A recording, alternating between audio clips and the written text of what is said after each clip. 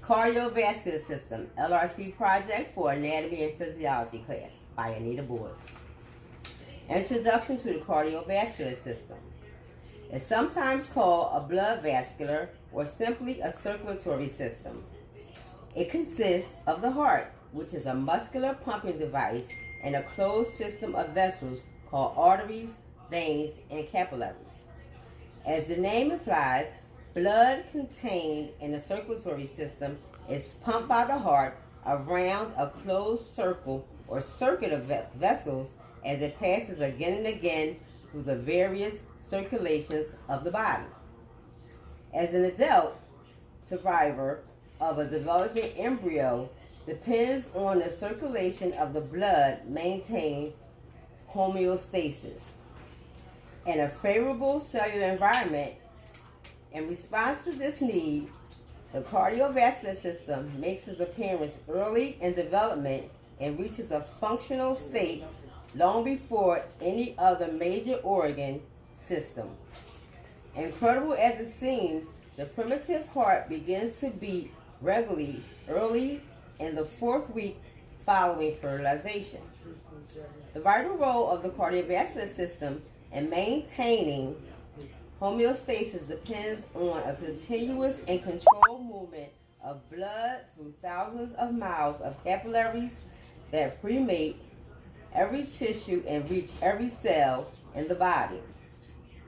It is the microscopic capillaries. Capillaries, the blood performs its ultimate transport function. Nutrients and other essential material passes from capillary blood into fluids surrounding the cells as waste products and are removed. The blood.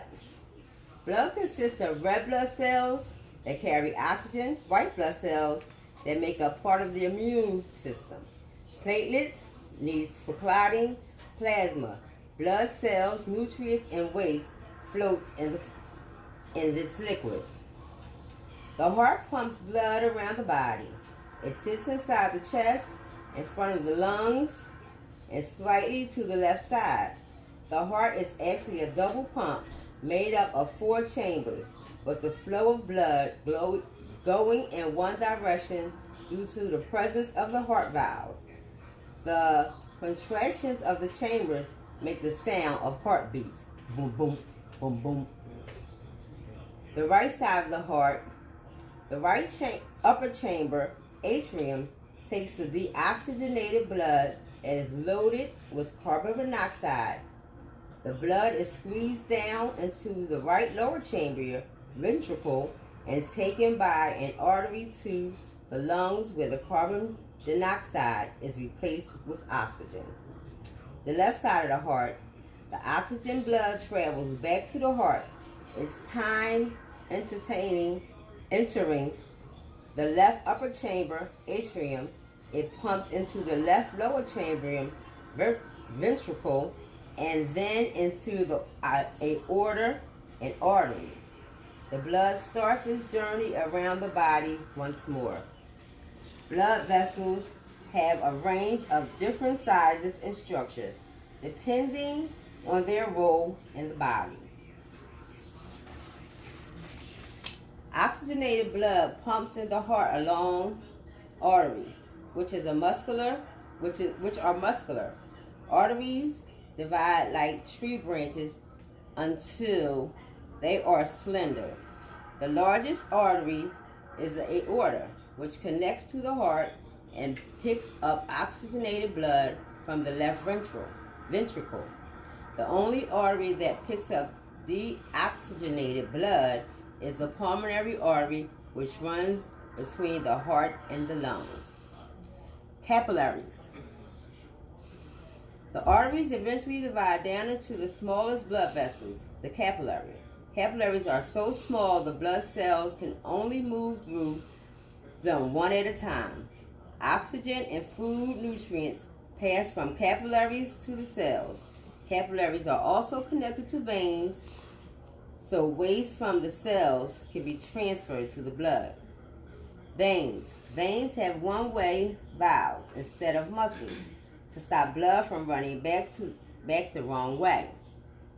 Generally, veins carry deoxygenated blood from the body to the heart, where it can be sent to the lungs. The exception is the networks of pulmonary veins, which take oxygenated blood from the lungs to the heart. This is a picture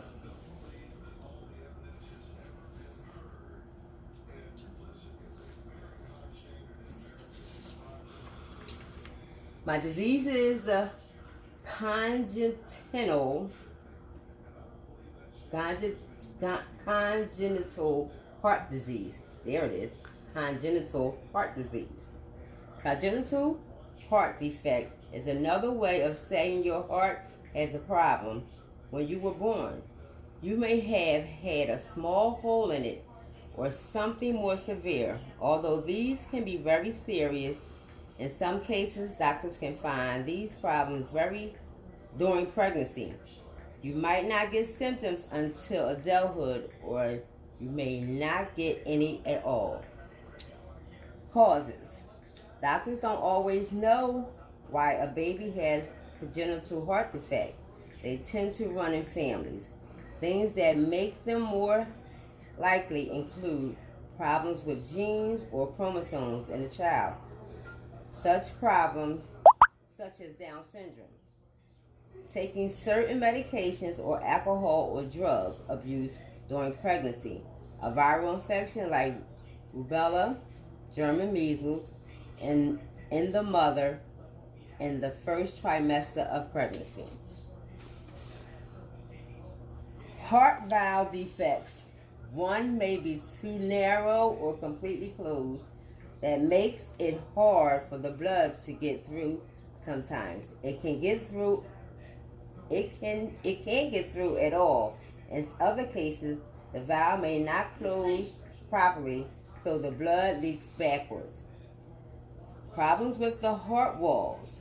It could be the ones between the chamber, atrium, or ventricle of your heart, holes or passageways between the left and right side of the heart might cause blood to mix when it shouldn't. Issues with the heart muscles. These can lead to heart failure, which means the heart doesn't pump as efficiently as it should. Bad connections among blood vessels. In babies, this may let blood that should go to the lungs go to other parts of the body instead, or vice versa. These defects can deprive blood oxygen and lead to organ failure. Symptoms of congenital heart disease: oversweating, tiredness and fatigue, poor appetite, malnutrition, rapid heartbeat and breathing, shortness of breath, chest pain, bluish skin.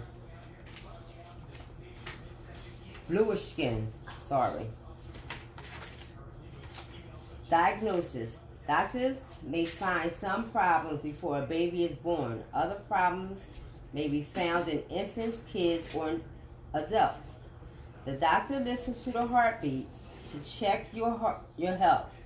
If she hears an unusual sound or heart murmur, she might order more tests, such as echocardiogram, a type of ultrasound that takes pictures of your heart.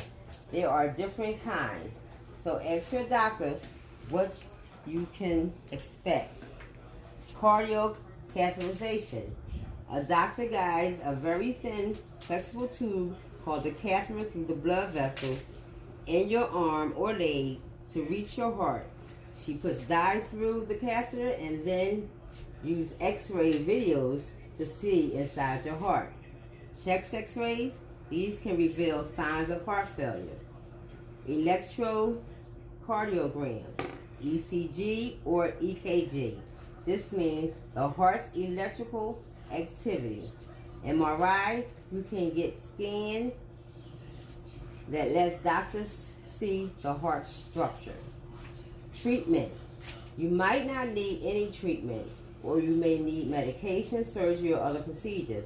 If you have congenital heart disease, you'll need to see a heart specialist on a regular basis. People with congenital heart defects are more likely to have inflammation of the inner layer of their heart, a condition doctors call endocarditis, especially if their heart was repaired or replaced through surgery. To protect yourself, tell your doctor and your dentist you have genital heart disease. You may want to carry a card with you with this information. The end. Thank you.